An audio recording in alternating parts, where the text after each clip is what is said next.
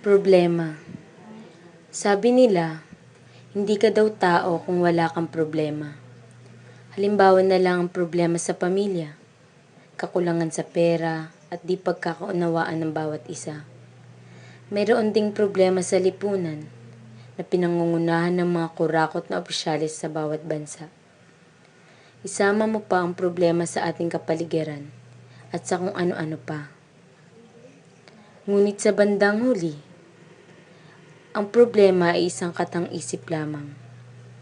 Sapagkat paano natin masasabing may problema kung simula pa lamang ang mga bagay na ito ay maaari agad nating mairesolba.